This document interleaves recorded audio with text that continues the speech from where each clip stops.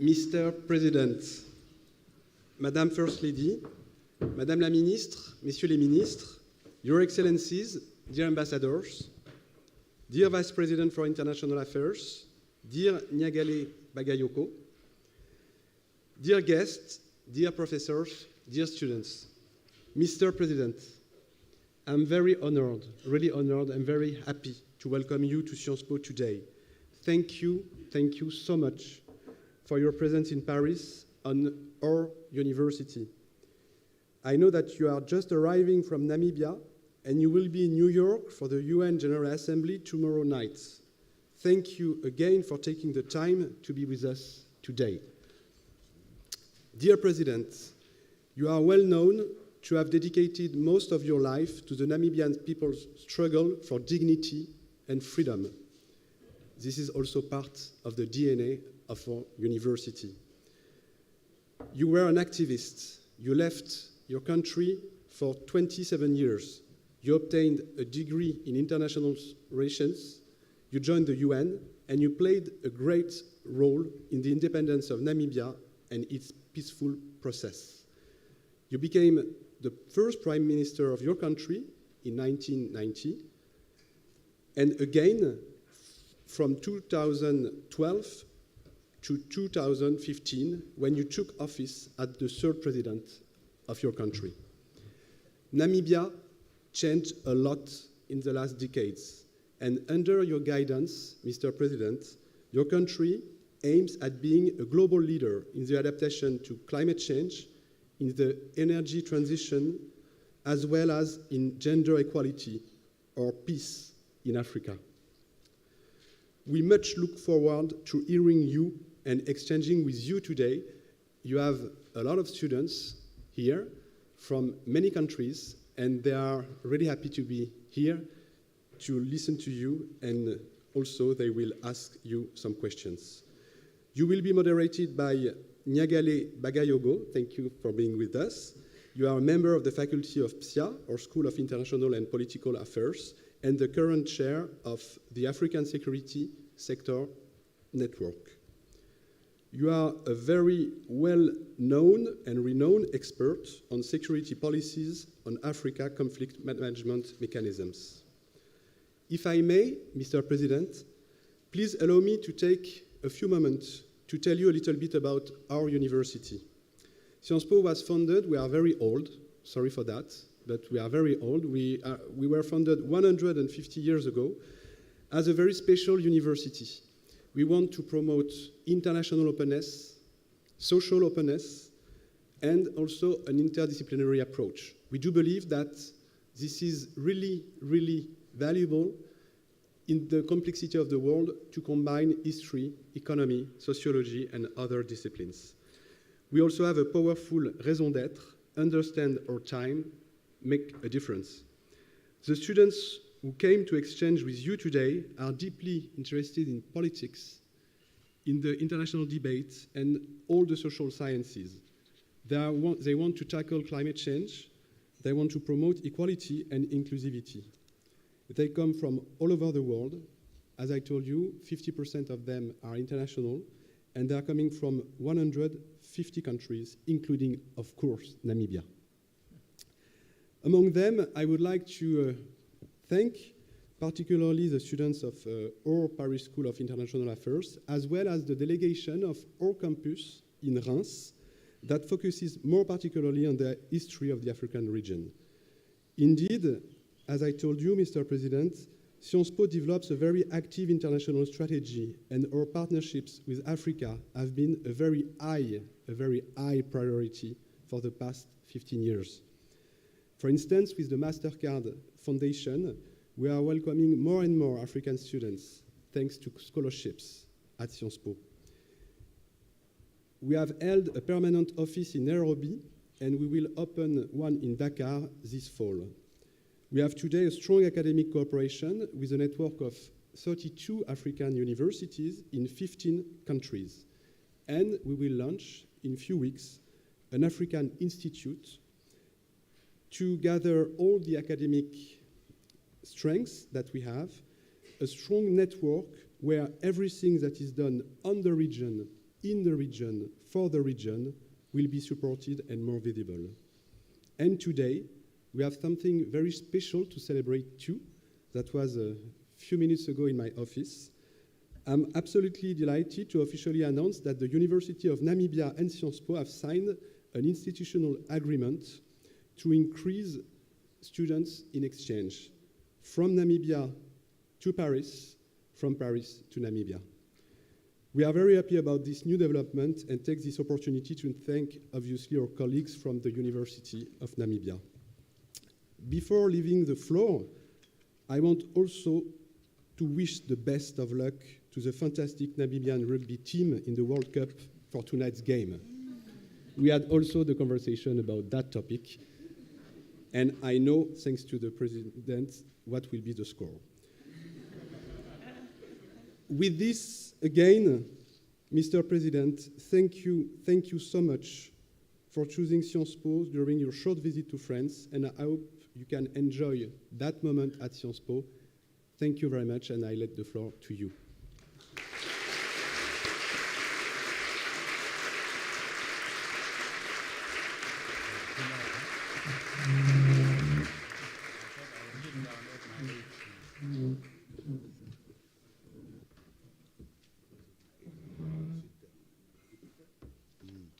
Let me just greet you and sit down. Huh? I'm an old man. Huh? So would you allow me to sit down? Yes. But let me first say how honored I am with my delegation, part of my delegation, because we are on our way to the United Nations. Some have already gone that way. But we stopped by here, and we are lucky to have been invited to come and share some of the views that I hold with you, but I do believe in exchange.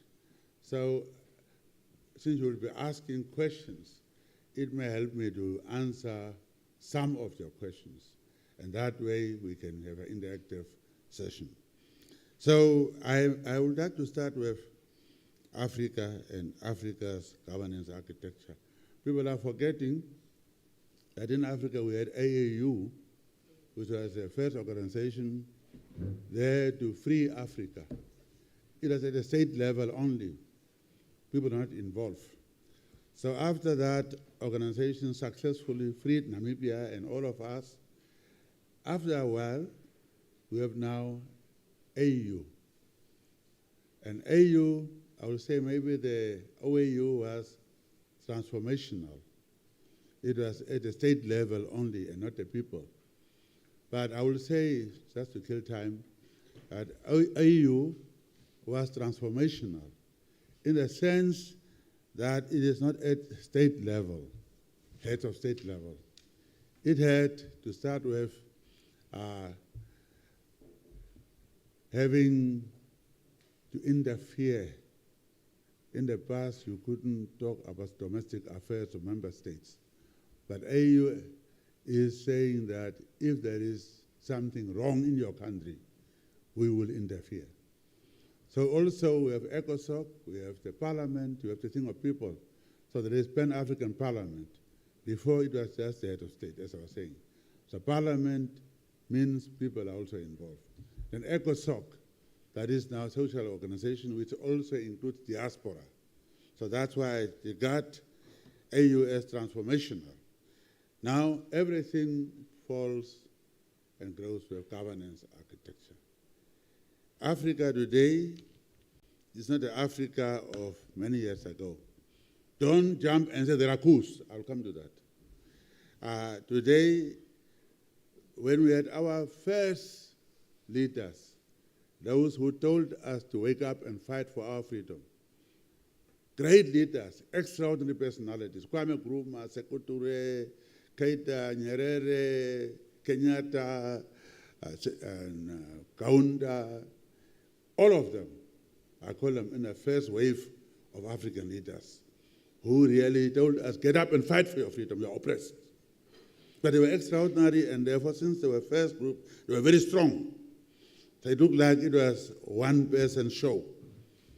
Then we had a second wave of African leaders who came through Cold War era, division between East and West. And either you have to be a puppet, so to say, of the East or puppet of the West. Or you didn't have your own policies because you had to please somebody else. Now, third wave African leaders that I count myself into is that we come through, or we claim to come through constitutional means. Term limits. Why are term limits very important? And some of my fellow leaders are also a little bit telling me that I shouldn't talk too much about that, talk for myself.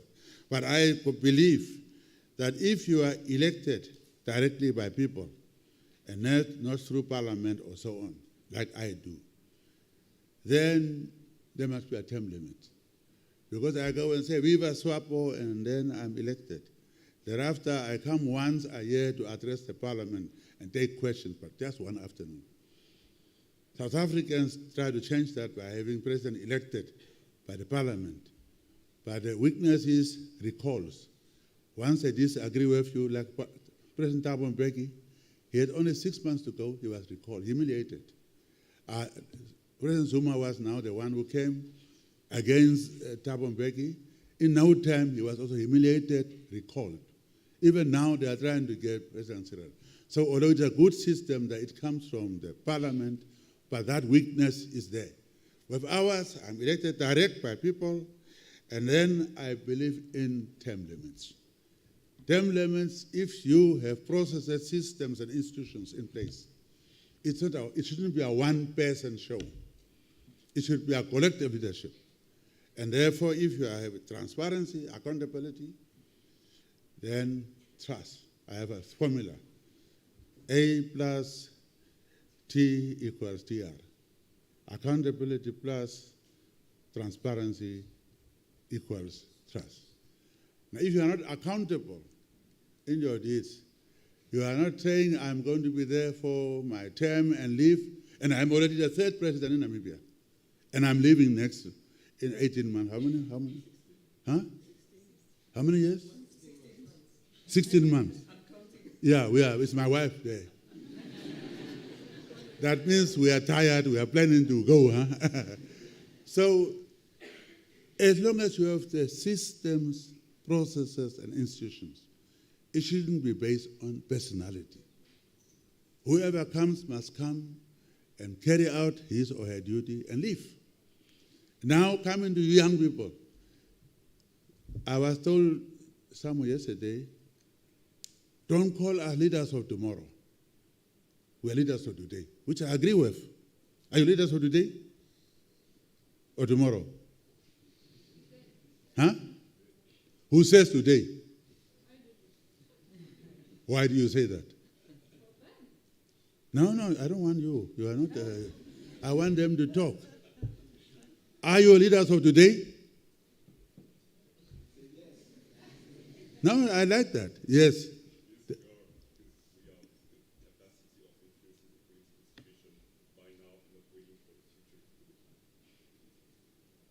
You think so? Well, what is wrong in you being groomed? You see, who is excluding young people? You cannot do anything about young people. Even during our fight for liberation, it's the young people and the women were there. How do you now say after you have gotten independence, women must go back to the kitchen and you shut up, you are a young boy? They're not going to listen to you. And especially these days, in our countries where we fought, young people are saying, want to have a say, and they say, well, we fought for this country. He said, I was not there, I was not born. I could have fought too. So don't hold that against me, because I was not born. If I were there, I would have fought too, maybe. So we are now trying to talk about equality. But, my big but, we have to learn. You cannot be an alcoholic and be a leader. Smoking dacha, or what do you call it? Those things that you are, huh? Marijuana, and you are ever drunk and beating up the women, because these days we are seeing in Africa that women are advancing educationally, in business too, in Namibia, and therefore men are being left behind. And because of that, the young boys, because of that, it looks like they have to resort to violence because women are making progress.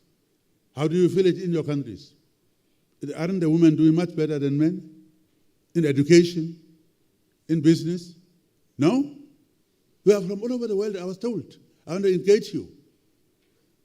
Huh? Anybody? Are you saying in your countries the women must go back to the kitchen? No. The young people, as you said, you are supposed to be ready to lead. Where are you from? Ivory Coast. Now you want to take over? Huh? No, let's have in the active session. Do you want to take over now? Are you ready? President is old like me. Huh? You don't want to take over. You want to participate in governance architecture. Okay. Time has come in Africa that we must know that we cannot be the ones who know everything as leaders. We therefore have to serve and go. But when you leave the processes, systems, and institutions, then there is a hope that there will be a continuation of your governance architecture. And therefore, Africa now has been going through that process of being elected, third wave of African leaders. They wanted to come through elective process. But there are reversals. Don't tell me that even Huntington Singh, I copy from this third wave thing, had reversals in democratic progression. But when there are reversals, that we have now so many coups now all of a sudden, in French-speaking Africa mostly, who reacts first? America, British, French? Who is the one who reacts? Huh? Huh? You want to be leaders, you don't know this? It will be Africans. It's us who will kick them out. Say you are not going to be in AU until you come through constitutional means. Now there are several coups taking place, that's reversals. It doesn't mean Africa is not making progress in governance. Definitely we are talking about inclusive governance. If you are not going to be accountable to people to be inclusive, there will be problems. If you overstay your welcome, there will be problems. If you can come and roll and get out, like I'm going to do now very soon, I hope there will be no problem in Namibia. So that's about governance architecture. We are not talking about question of climate. Africans are not biggest emitters, but we are suffering more. And we had Paris here in Paris, the first conference on climate. Promises were made, we are going to be helped, and so it's not happening. It's now 20 years nearly. We just had another conference now recently, again in Nairobi, well attended, again promises and so on. But we who are not the emitters, who didn't cause these things, are suffering more than those who are culprits, but they're not helping us. So you are instigated by me to say that we must help Africa. They are not the ones who cause it. It's industrialized countries who have dirtied up the world. But they should be the ones who put more money to clean up the mess they've created. It's not coming. So because of that, let's talk about other things now. In our case, we are talking about moving on with clean energy, moving on with green hydrogen.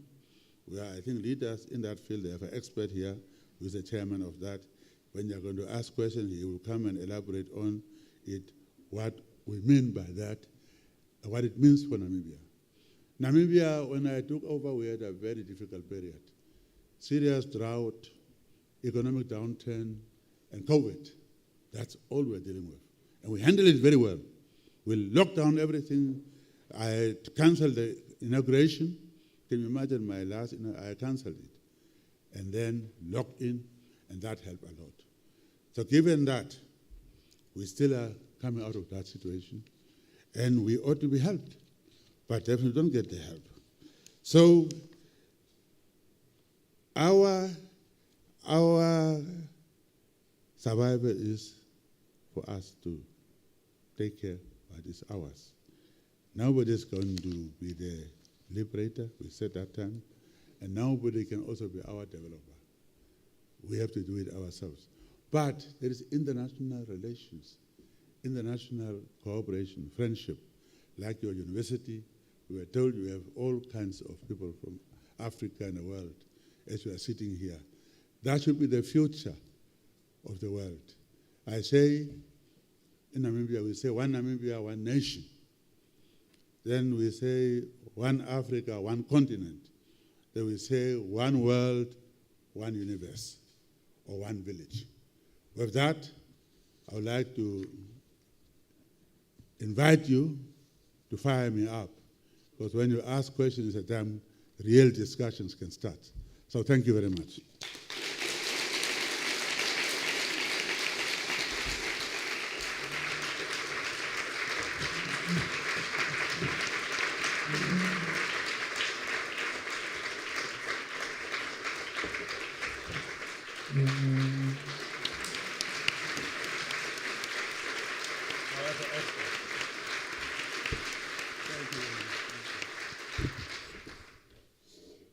Thank you very much, Mr. President, for this very lively speech and very inspiring as well, because of the huge amount of experience that you do have accumulated over the years. So in a few moments, I will, of course, give the floors to all the students who are here to listen to you. But I just would like to ask you a first question about, you mentioned lots of major leaders who had big impact on the history of the African continent. But I think it would be very interesting as well to share your own political history and political struggle, because I think there is a lot to learn about it. So if you may, just a few moments, tell us about your political life. I think it will be fascinating for the audience. Well, thank you. You see, education is the greatest equalizer. We say a child of the farm worker can become president because of education. So education is the greatest equalizer. So I was born at the farm. My father was working for white people at the farm. And eventually I moved to a little town, started my school there, and then went to a high school called Agustinium, where all of us were going. Country was divided according to white and black. We call that apartheid. So blacks were basically oppressed. Not good education. In fact, Verwoerd said, you don't educate an African to give him education he will use against you. Just give him basics to carry out your instructions. That was the philosophy. So coming from that, we said no. United Nations came in 1962 in Namibia and told us, and Namibia was a trust territory. It was a mandated territory. But South Africa brought in apartheid. So UN took over and said, well, let's do something. So they set up scholarship scheme to educate Namibians. 62. And myself and my colleagues said, we're not going to apply from here, Namibia. South African government will know we want to go. So we escaped. Went to Botswana, walking. We are small boys, walking, sometimes sleeping in the bush there, and eventually came to Botswana. There, the situation was so bad for me, because it's before independence. My suffering was done there in Botswana, not in Namibia. But after staying there nearly for 1 year, 4 months, I ended up suffering, literally, some sometimes sleeping without eating anything for a week. Yes. You're not going to believe because you will see I'm so big and healthy looking. But it was tough. Then I ended up just loaded in one plane going to DRC, the Congo that time. I didn't know what I was going to, but I was dumped there. And then thereafter, I stayed there nearly for about 3 months, and the UN came. So I went to the UN, and that way, and also Americans were given scholarship that time, AI.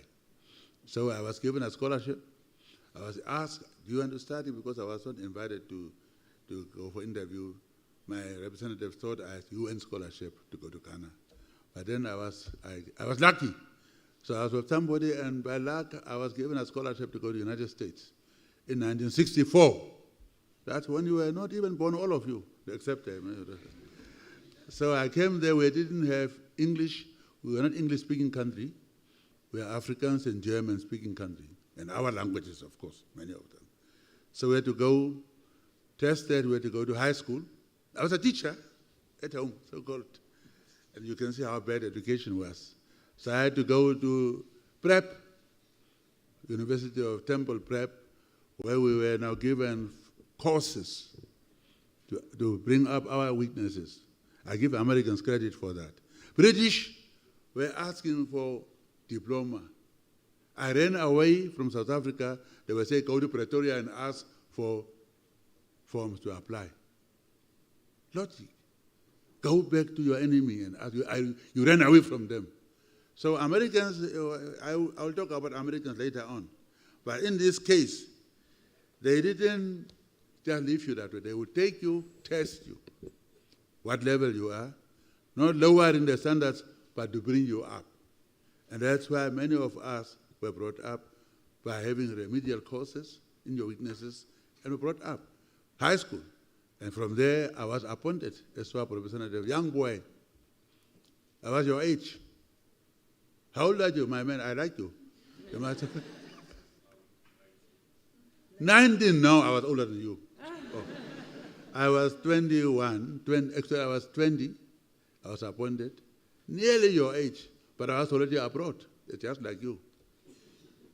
And then I ended up to be a representative of SWAPO at the UN, petitioner in Americas.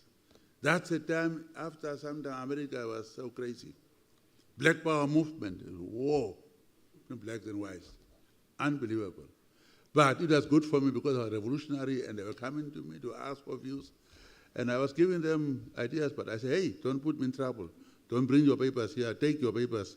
Because they were trying to give me Black Power things so I can keep. I said, no, you are supposed to protect me. Anyway, that's how I started, always studying and doing SWAPO work. Petitioner at the United Nations. Young boy, I grew up that way. Eventually, I was going to school. I graduated from Fordham University with my BA degree in 1970, and then went to New School for Social Research for my master's, which I got in 1974, I think. And then went to research degree. By then I was a prime minister now. Research degree from Leeds University for my PhD. My thesis was state formation in Namibia, because I was in charge of election, constitution. I was a chairperson of Constituent Assembly, and we wrote one of the best constitutions in the world, yes. And therefore, I was a chairman, and I had to base my thesis on state formation in Namibia. You should download it and see. It was one of the first to put on the what you call website. And therefore, I was so touched. 2 days ago, we were somewhere. What was it? What was it? Census. And there was a young man who came with my work, a big book. That's a book we were working on when I was a director of Institute in Lusaka. We were preparing Namibians for independence through UN assistance. And I was a director of that. We had a book we called Blue Bible, where we had done workshops from experts from all over on all different areas of governance, where you're going to form now government from that book. We call it Blue Bible. And this young fellow had that book. I was so touched. He also had my thesis. So I told my wife, we must get that man. He must come and visit me. So that was my background, starting, writing through thesis, and of course, petitioning, and so on. So politics was my life. I want to live it now. Because as I said earlier, I have been now in politics since I was 21 years. And then I have been a prime minister, I have been a minister, I have now served my, huh?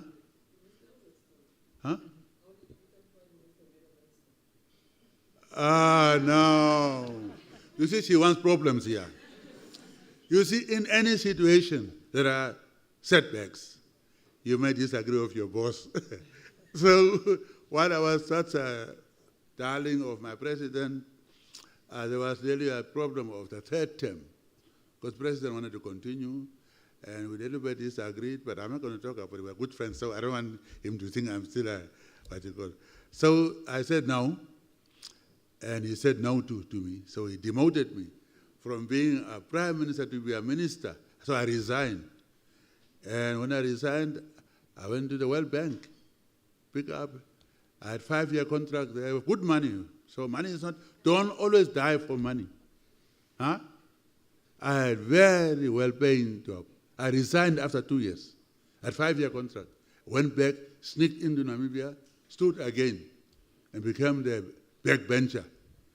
Former prime minister, becoming a backbencher. And grew up again. No fight with anybody else, no accusing anybody else.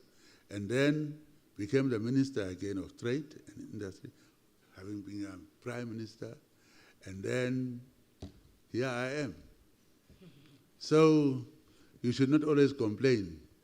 You should also just work. And then sometimes things happen. And I'm telling you proudly, I was re-elected. First round, I got, in democratic elections, don't say it's one-party state, democratic elections, I got 87%. Yes, that's how popular I was. But you cannot remain popular forever. Now, last time I got 56. They're difficult elections. So here I am, talking about retirement, and I say, don't die in the office. Always others can do. Otherwise, you will be humiliated. There will be a coup. Yes? Okay. She wants to have a coup against me. Thank you. Thank you so much. That's. I think in today's context, where we can see that there are lots of setbacks for democracy on the African continent, it is a very important testimony.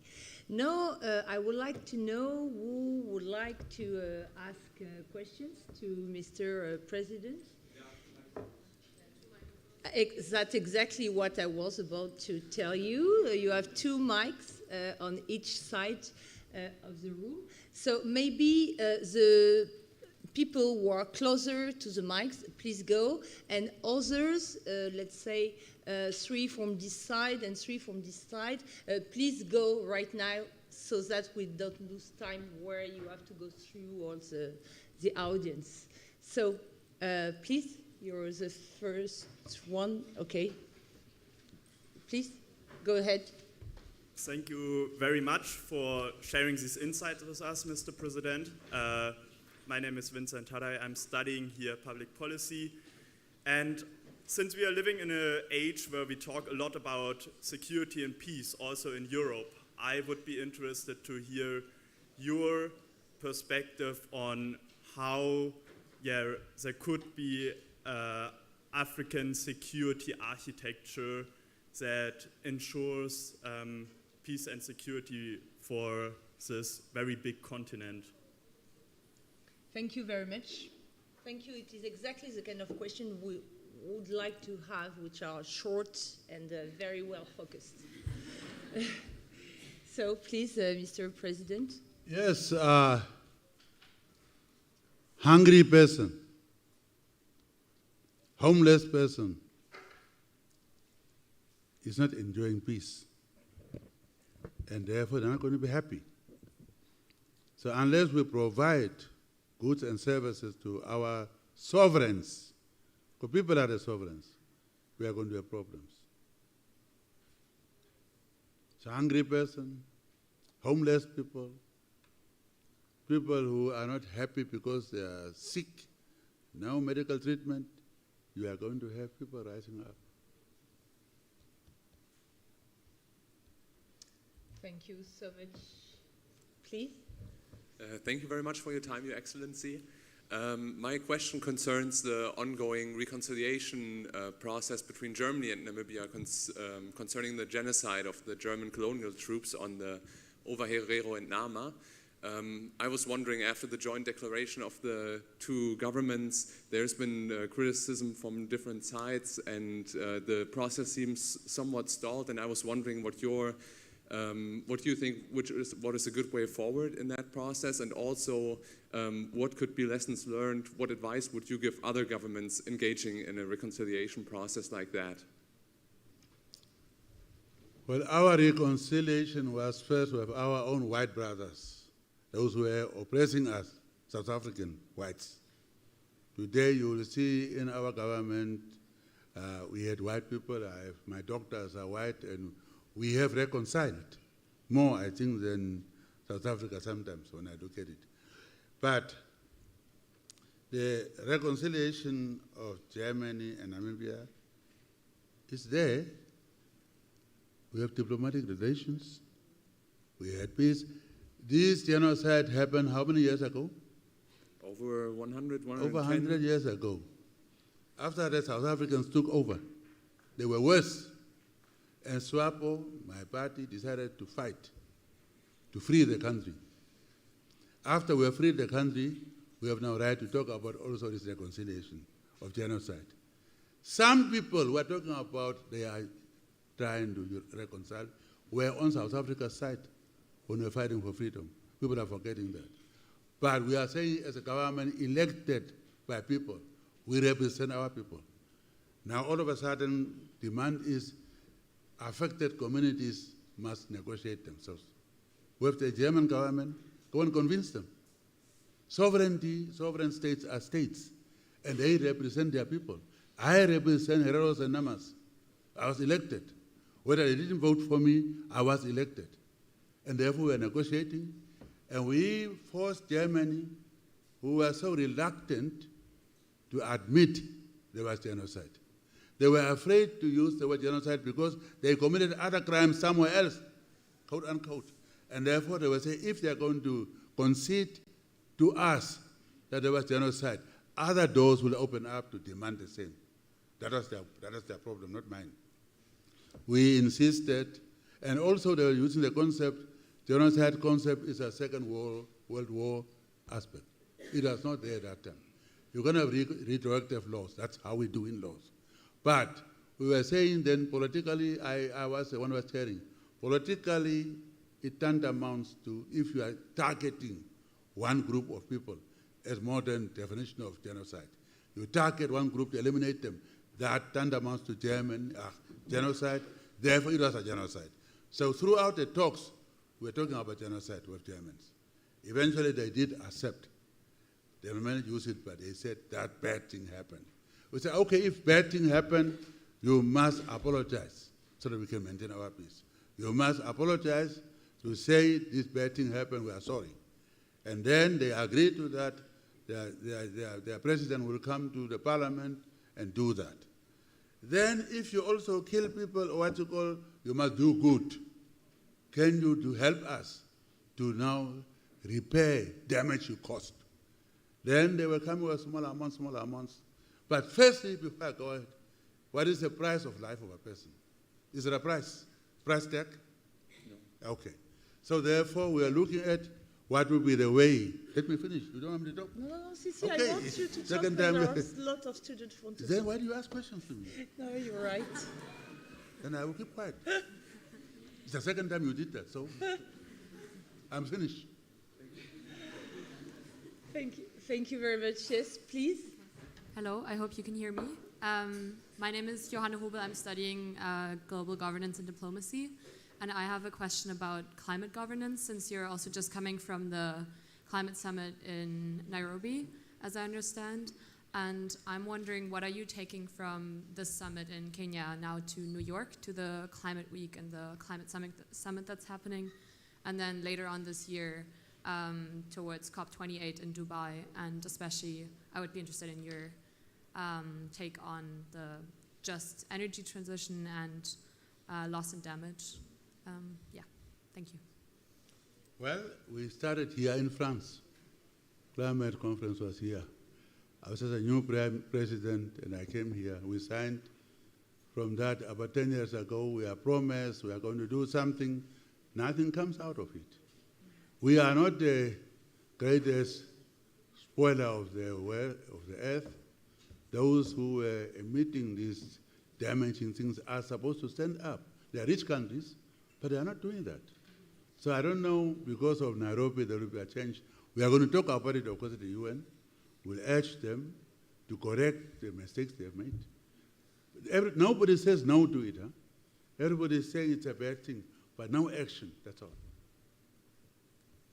Since I was asked to be short, I'm talking. No, it's a bit too short, but no, that's perfect.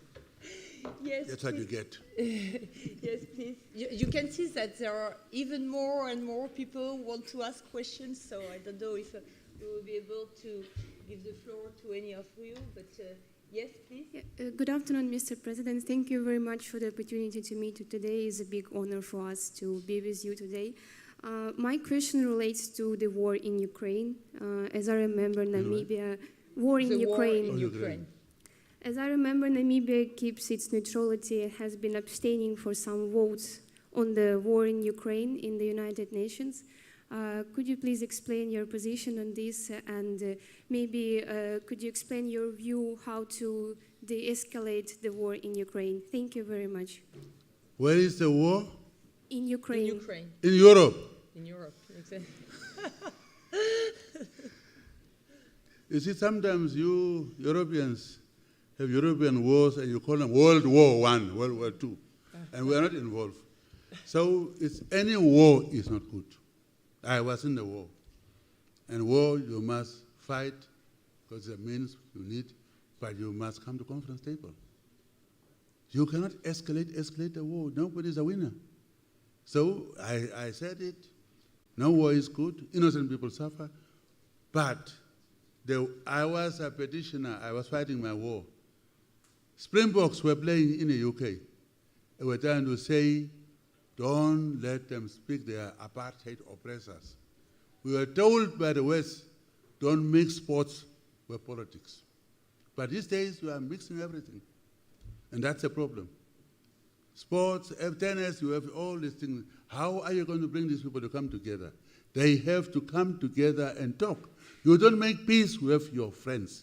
You make peace with your enemies. Thank you.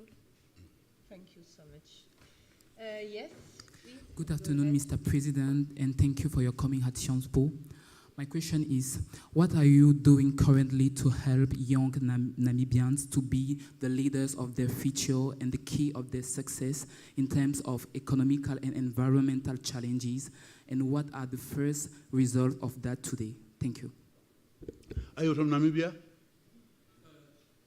No, I'm from Cameroon. Cameroon. Well, our system basically is run by young people. All those who are sitting there, these are young people. I have always been young people. We trust them. And the women, we have maybe the second, even we are about to pass Rwanda. We already passed. Women participation in parliament. Yeah. And then the youth, equally, ministers, we have ministers, 2 ministers who are young girls, as a deputy minister of information, another one, sports and so on. And women have to be ministers, of course. So to us, since, as I told you, I was in struggle when I was a young boy, so we don't look at the age. When we are fighting, we are not looking at the age too, or gender. So to us, if you perform, young person, old, will be considered. And here we have proven that on both scores. Very good. Thank you very much. I think that's very important what you're saying, because today, you know, you have all those international policies, most of the time inspired by the West or the international organizations. And this focus on women and youth, which is of course very important, has also to take into account many other criteria, and this is something that we can hear very often also on the African continent. Yes, please. Hello, Mr. President. Thank you for coming. I'm from the United States, and my question is about the Belt and Road Initiative. What is Namibia's exposure to the Belt and Road projects, and are you concerned about potential downside risks to the Chinese investment model, such as maybe the debt load or the fact that I believe the Chinese insist on having their own construction companies carry out the work? And as a sort of a second part to that question, what is the U.S. and the United States sort of offering in terms of infrastructure partnership? Thank you. We are open to everybody, inviting them to come and invest in Namibia, but they must come on our terms. Well, I learned that from Chinese. They say, if you come in China, you come on our terms, they say. And similarly, I say, if you come to our country, you must come on our terms. And Chinese are in America more than they are in Namibia. They are in Western countries more than France here. They were buying up many things here. In Namibia, in New York, Waldorf Astoria was the most famous hotel where the presidents of America stayed. It was bought by Chinese, taken over. So those things are happening. Don't underestimate us, that anybody can come and recolonize us. We fought for our freedom. We value it. Chinese, you Americans, we want to be friends with you, but not to come and recolonize us. And we're not going to allow anybody, because we fought for our freedom. The old...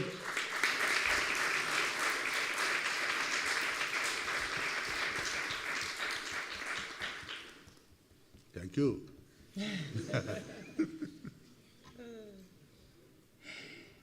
Yes, please. Good afternoon, Mr. President.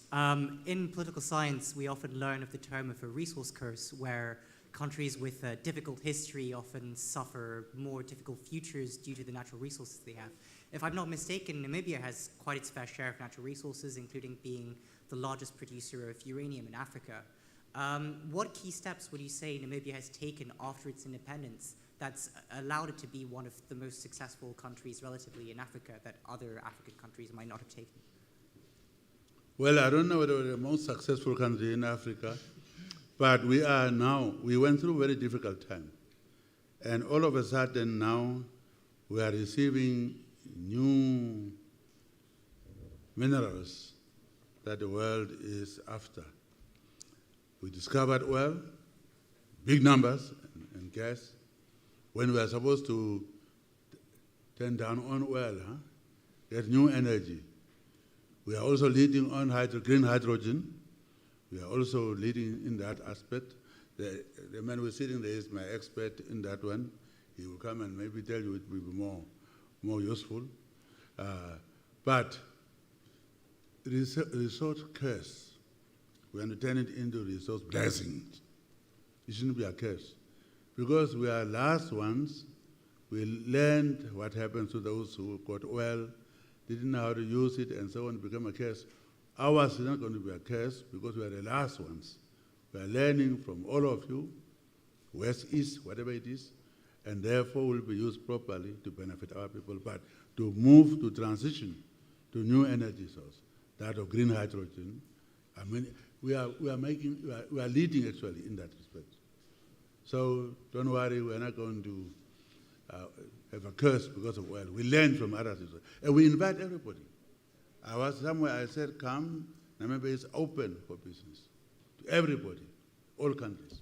Because we have peace, we have functioning democracy, we have the freest press in Africa, we know journalists arrested or killed in Namibia, freest press.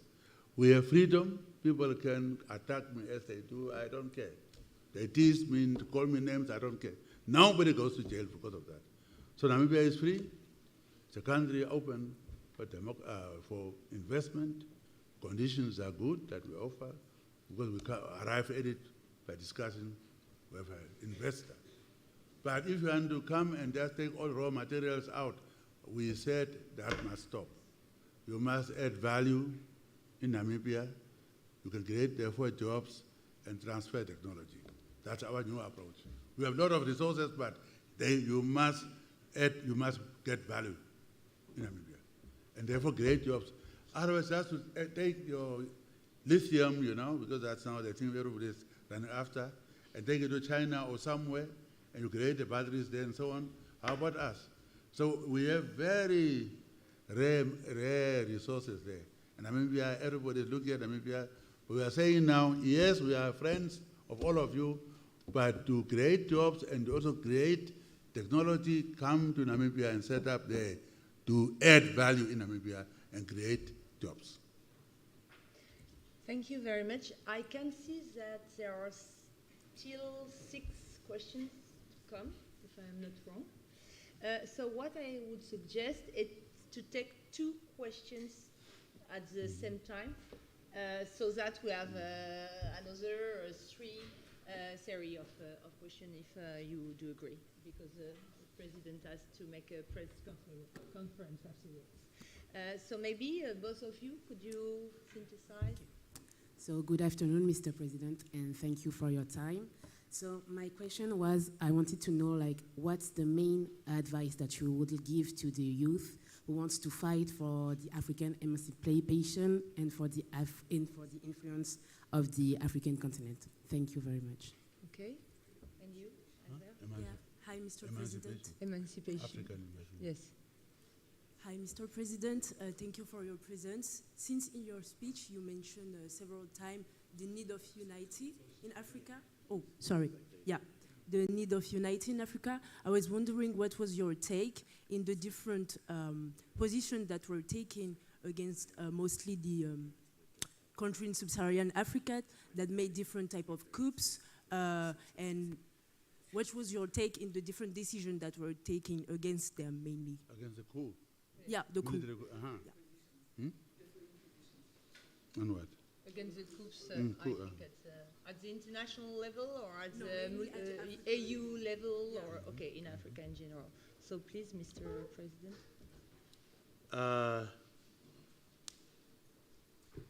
The first question, a little bit yours, I didn't quite get it.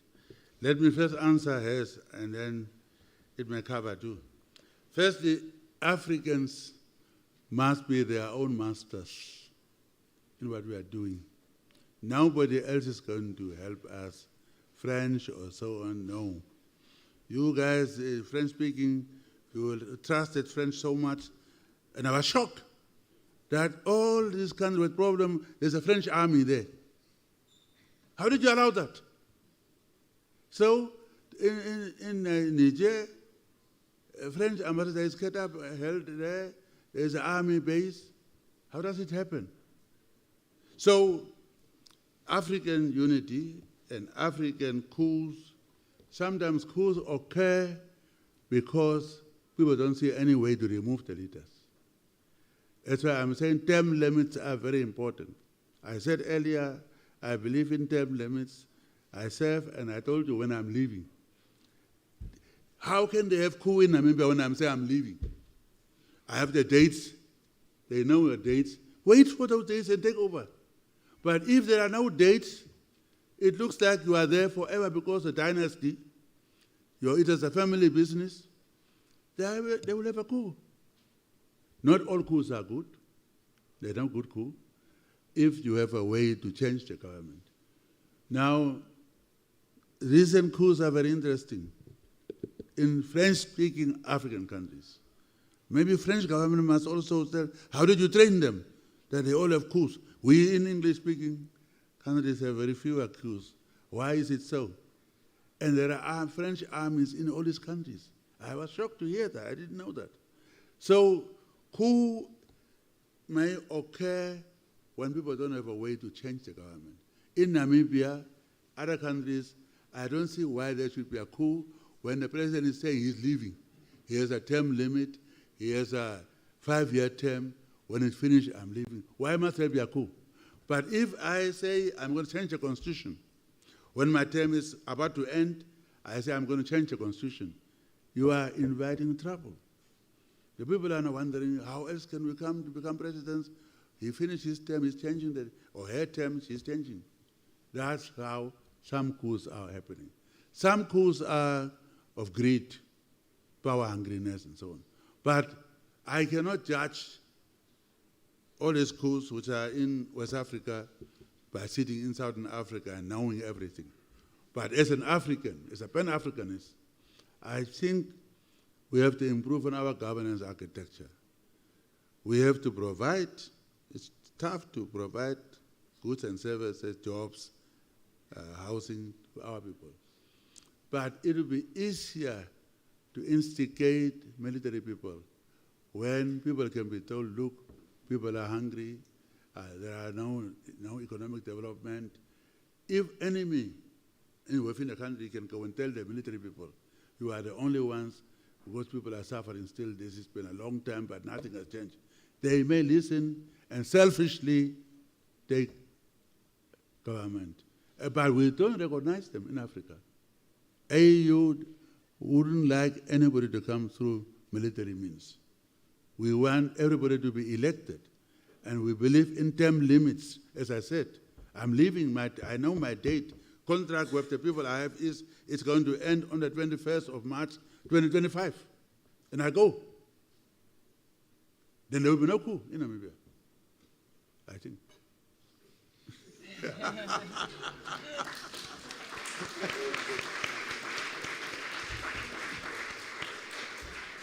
Thank you so much. So maybe briefly about the question related to youth and yes. Can you help me? Yeah. I just wanted to know what's the main advice that you your advice for youth, for the African youth, for African youth. Yeah, of course. Future is yours, African youth. Future is yours, but you must be responsible. You cannot inherit a future when you are a drunkard, when you are a smoker of dacha and marijuana, when you are just... In Namibia, maybe, I don't know, other countries, in Namibia, women are surpassing men in every aspect. You go to church, they are the majority. You go to graduation, they are majority. And the men are getting frustrated. And they start to kill or attack. And that is the thing we have to answer in Namibia. Don't also leave out the boy child. I think we made a mistake focusing our attention on the girl child. Now they are making progress. And they are leaving the boy child behind. And there's frustration, aggression concept. So let's help both of them. But future is with you. We are going.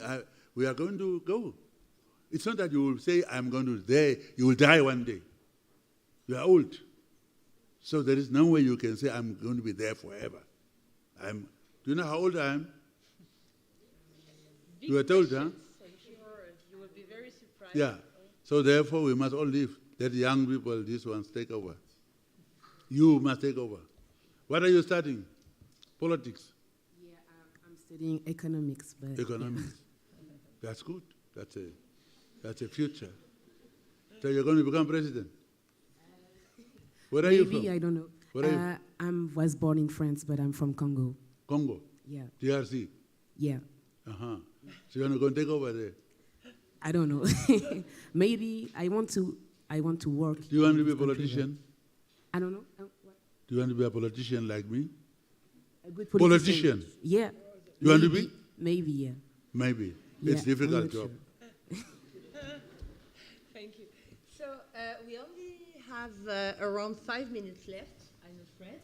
So we are 4 people there, but if you can be really very, very brief in your questions, and I'm sure the President will do his best to answer most of your queries.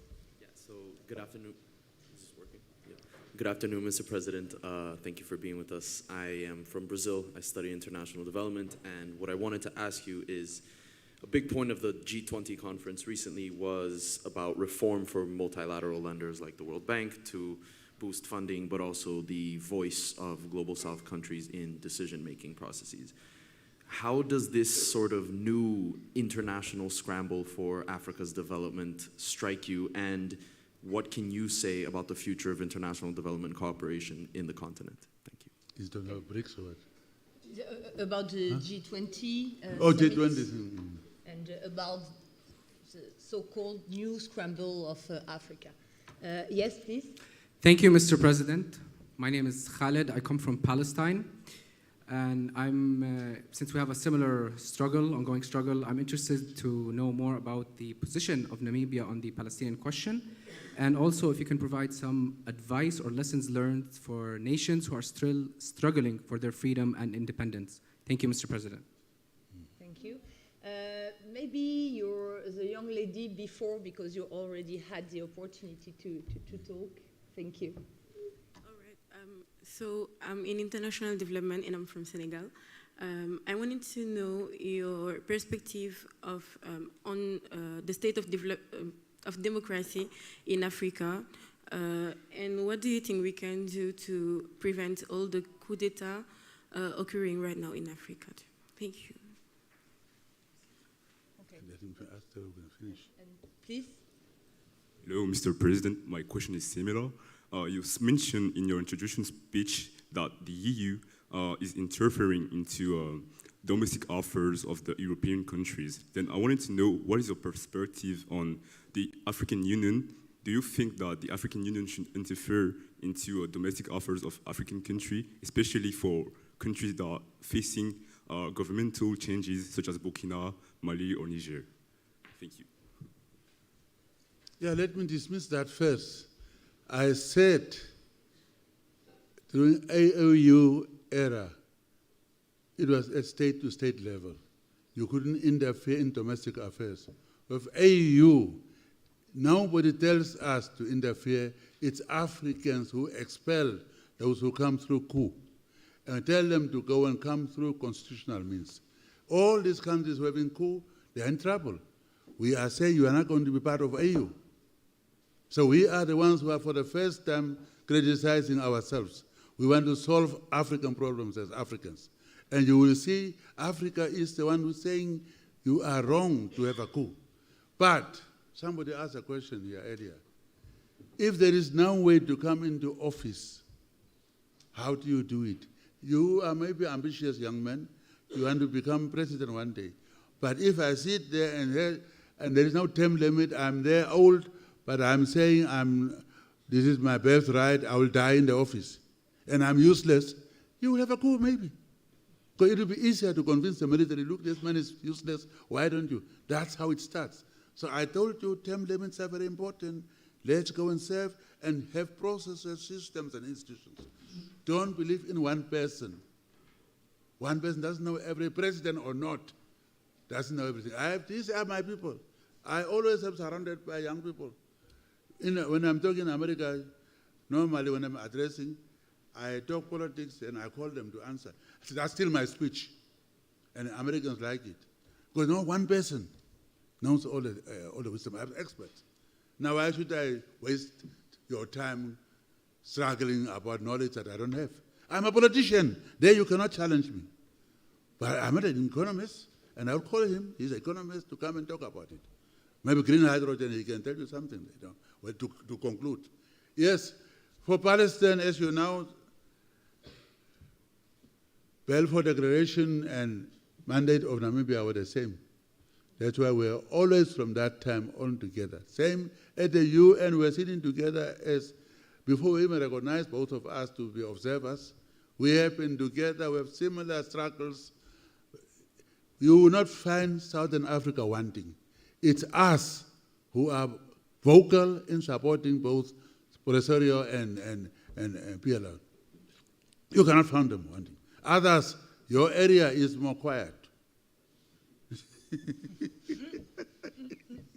And Brazil, why don't you go back? You are new government there now.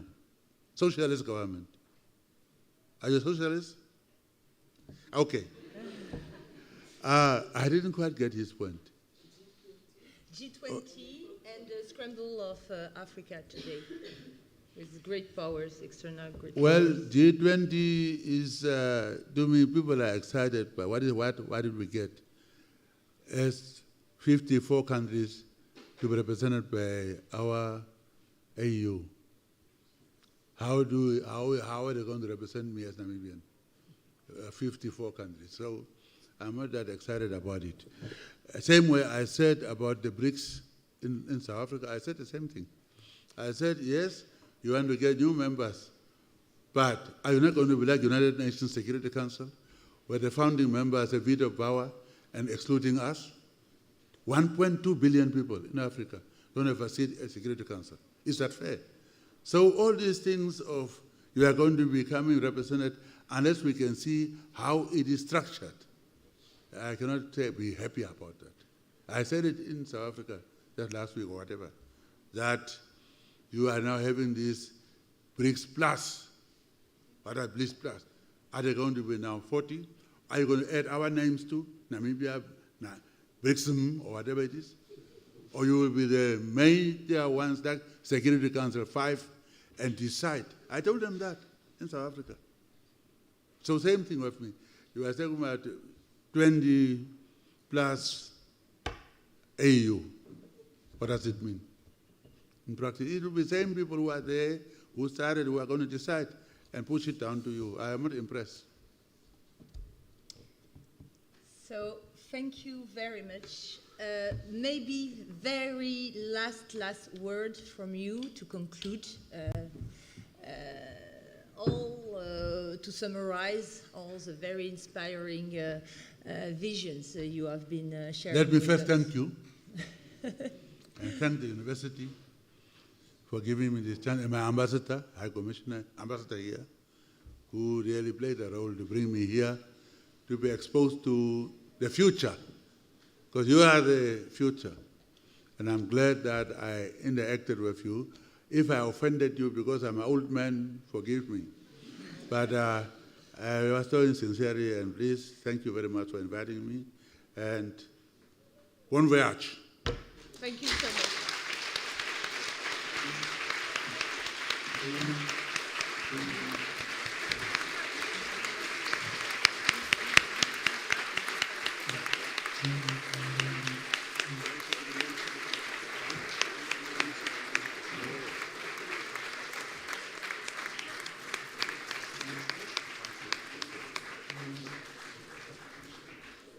Thank you so much. Sure, that's fascinating to listen to you, as you can see. And just, sorry if I had to ask you to shorten some of your answers. There were so many questions. Yeah, moderators must control.